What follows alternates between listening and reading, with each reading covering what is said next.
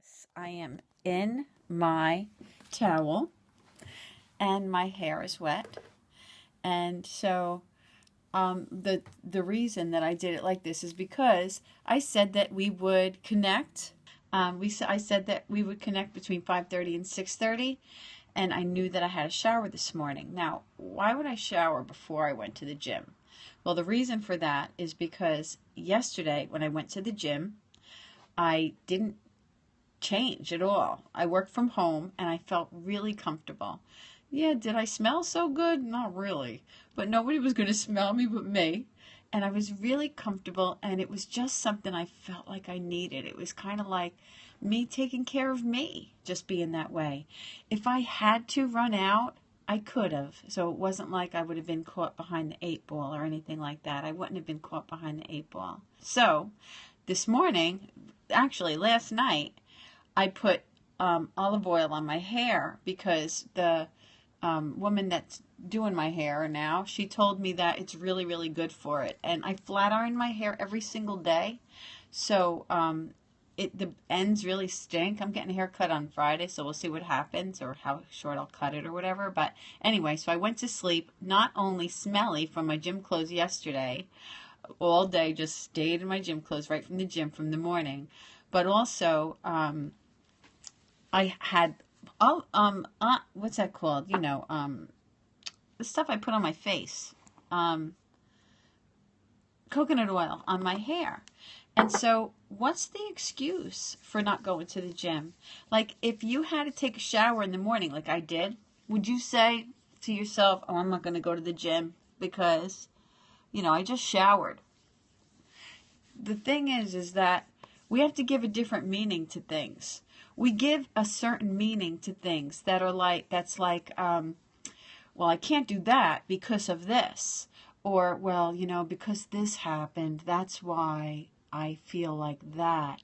We can give a different meaning to everything. So I thought that I would do, thanks to the hearts too, I thought that I would do this Periscope in my towel, letting you know that I showered, and I smell really good, and I'm going to go to the gym and smell really bad. It's necessary. Give it a different meaning. We tend to get stuck in what we think should be. And the whole should thing is really like living in the past. I should have done that. I should have done this. Why didn't I do that? If I only did this.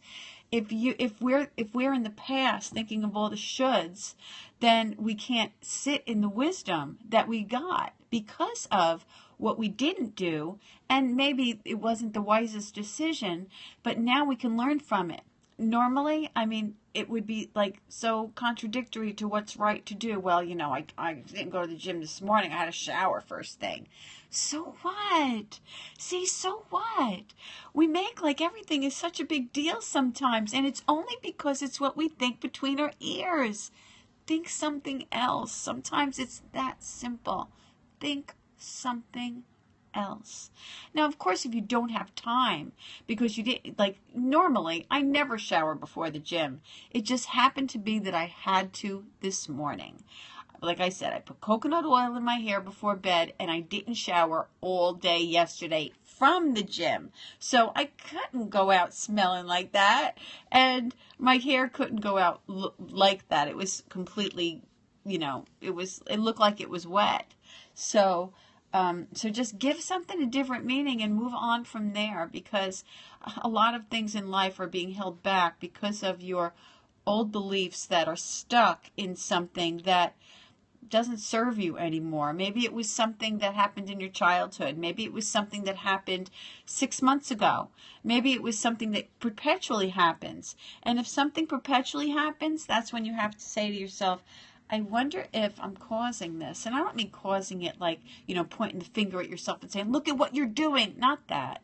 But that unknowingly, you're bringing that kind of energy into your life because of certain circumstances that you have had in the past, and you don't even know that you're in like a causality loop, like living a version of Groundhog's Day. Only there's different events that are happening, but the same story. You know what I mean?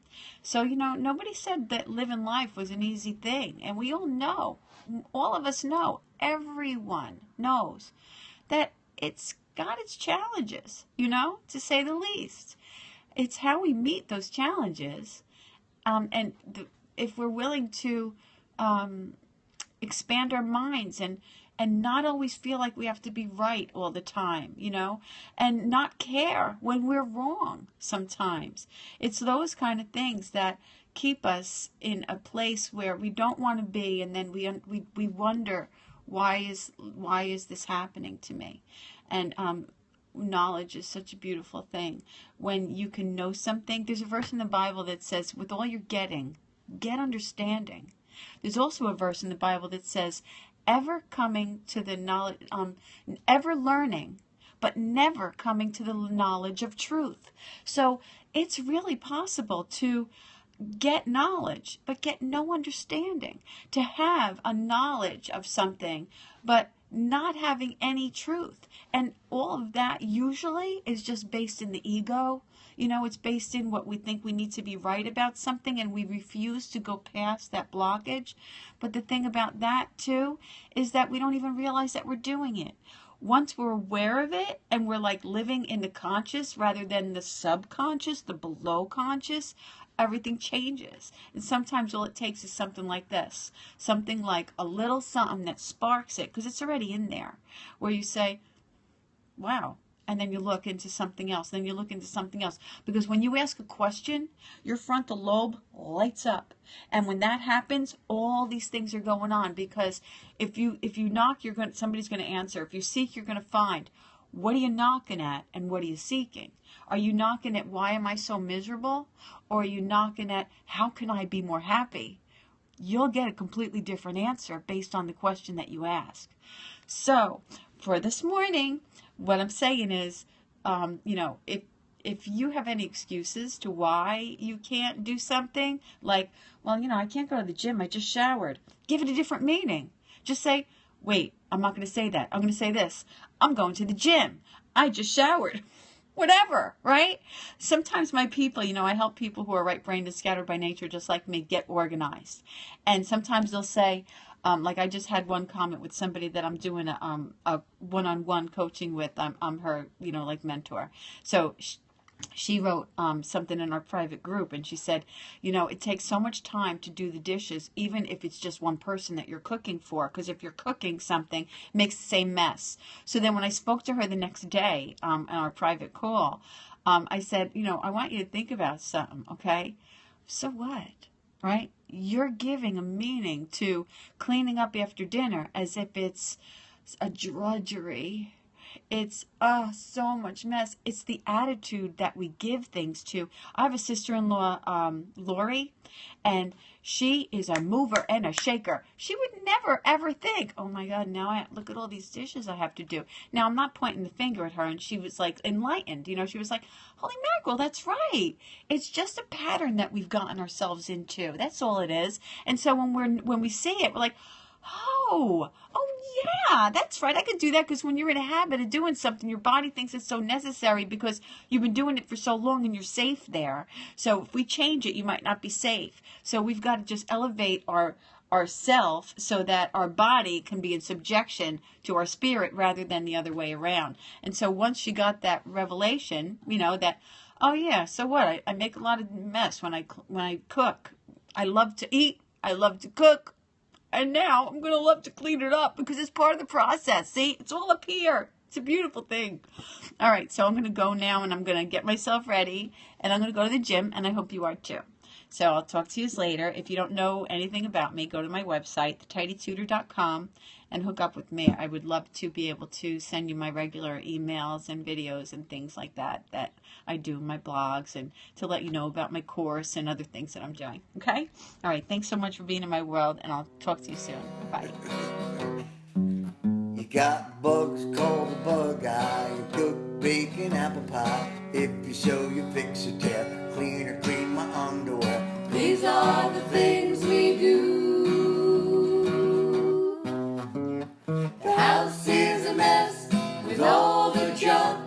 The sink's clogged up with dinner time gunk. You pick up the phone and call Roto-Rooter to make it all work Daddy Tutor. I think that was pretty good. Don't you?